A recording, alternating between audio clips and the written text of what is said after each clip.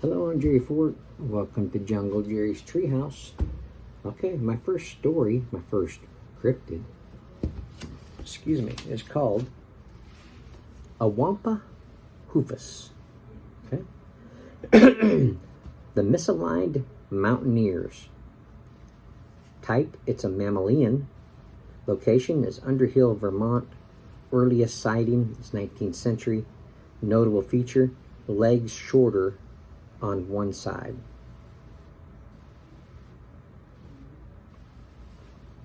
Okay, let's see what it says about this Wampahoofus. It's a lot easier to find the trail of a cryptid when that trail is marked and labeled. For example, Wampahoofus Trail on Vermont's Mount Mansfield. The Wampahoofus is a large mammal of vague description, possibly like a deer or a goat or even a boar. The ambiguity is due to the fact that documented encounters are rare or non-existent. Its defining characteristic, though, is its legs. They are shorter on one side than on the other. On flat land, those uneven legs make the beast like a bicycle without a kickstand, unable to hold itself upright. However, the asymmetry is uniquely adapted to the steep hills and mountains that are its natural terrain. Other names for this creature include side hill gouger and Gaiuscutus, and in Henry Tyron's 1939 compendium of lumberjack lore, fearsome critters. He also offers Godafro, Sidehill Wowzer, Proc, and Sidehill Badger, all subpar appellations, in my opinion. Those are all names that they've named this thing or call it or whatever. To the delightful sounding Wampahoofus. Lots of states claim similar animals, which explains some of the name variations, but the creature seems to have originated in Vermont. Tyron quotes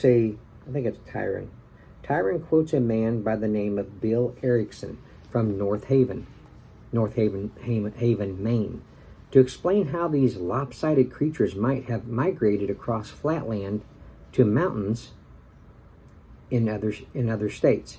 According to Erickson, the beasts compensated for their shortened sides by leaning those short sides against each other, with their longer legs on the outside, stabilizing each other. So two of them together would make a correctly walking little beast, like a pair of drunks going home from town. Nature finds a way. But the life of the Wampahoofus isn't all idyllic gambles around mountainsides. Because of their unique leg structures, a Wampahoofus can move in only one direction around a mountain. Attempting to turn around with those lopsided legs inevitably causes them to topple down the mountainside to their deaths. Other accounts claim that males and females have opposite short sides, in parentheses, left for females, right for males. That means males can only travel clockwise around a mountain and females counterclockwise, meeting at opportune times to mate. Still, others believe that which sides are short and which are long is a random trait and not a marker of sex. That means any two Wampahoofuses can meet. And when they do, in parentheses, and if they are not ready to start a family, they must fight to the death, since neither can turn around. It's no wonder these animals are so rare as to be cryptozoological. As strange as the idea of bilaterally asymmetrical legs is, though, it is not unprecedented as a scientific theory. Some 17th century naturalists hypothesized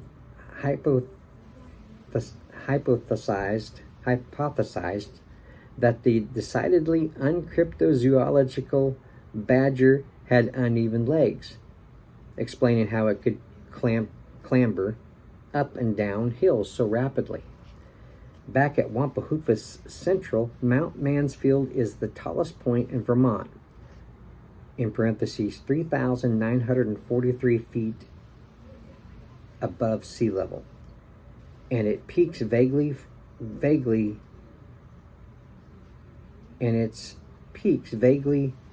form the shape of a face. The peaks form a face, with each peak bearing the name of a facial feature: forehead, chin, and nose.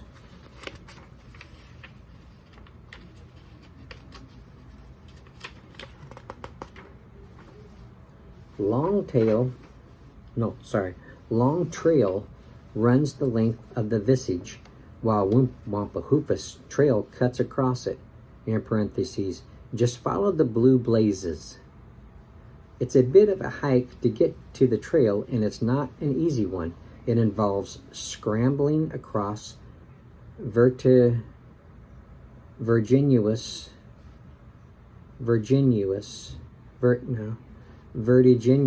rocks. I don't know if that's the right pronunciation.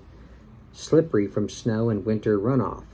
Few flat surfaces and lots of panicked wandering and sweaty wandering. If this stupid beast is even worth this trek to include in your book. Obviously, it'll help if one of your legs is shorter than the other. No promises that you'll see a Wampahoofus on Wampahoofus Trail, though. Rumor has it that inbreeding between opposite-legged Wampahoofuses created offspring with legs either too short to be of use, or with short and long legs mixed random on both sides, creating snaggle-legged Wampahoofuses and resulting in the extinction of the species.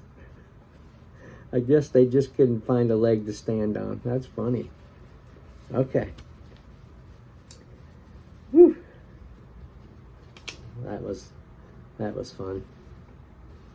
Okay, we're going to end it there. That's the story of the Wampahoofus. I apologize for my struggle to pronounce the words. They put in some big words in there that I'm not used to reading those big words.